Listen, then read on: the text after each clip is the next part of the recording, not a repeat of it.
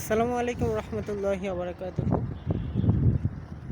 এখন আমরা আছি মিরাবাগ গার্ডেন।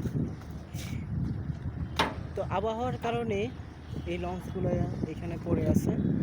গতকাল ঘূর্ণিঝড় রিমাল গেছে। তো ঘূর্ণিঝড়ের কারণে লঞ্চটি আর কোথাও যেতে পারেনি। এখানে অনেকগুলো লঞ্চ বিশ্রামের মধ্যে আছে। তো আপাতত আজকে শোনা গেছে যে লঞ্চ চলাচল করবে ইনশাল্লাহ। আজকে থেকে লঞ্চ চলাচল করবে।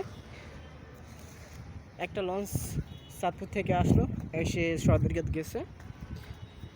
আশা করা যায় আজকে রাতের মধ্যে অনেক লঞ্চ চলাচল করবে ইনশাল্লাহ। আপনারা সকলেই যে যার জায়গায় যেতে পারবেন নিয়মিত। আর লঞ্চটির আপডেট পেতে হলে এই চ্যানেলটিকে অবশ্যই আপনারা লাইক, কমেন্ট, সাবস্ক্রাইব করে রাখবেন ইনশাল্লাহ। এখন আমরা আছি বর্তমানে ময়ূর 10 লঞ্চে।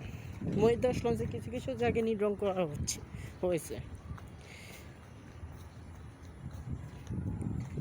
ময়ূর 10 লঞ্চের ছাদের উপরে এখন আমরা আছি। দেখুন, মিরাবাগ লঞ্চের অধিকাংশ লঞ্চ এখানে পড়ে আছে। অধিকাংশ লঞ্চ এই যে দেখুন, ওই দিক দিয়েও অনেকগুলো লঞ্চ পড়ে আছে।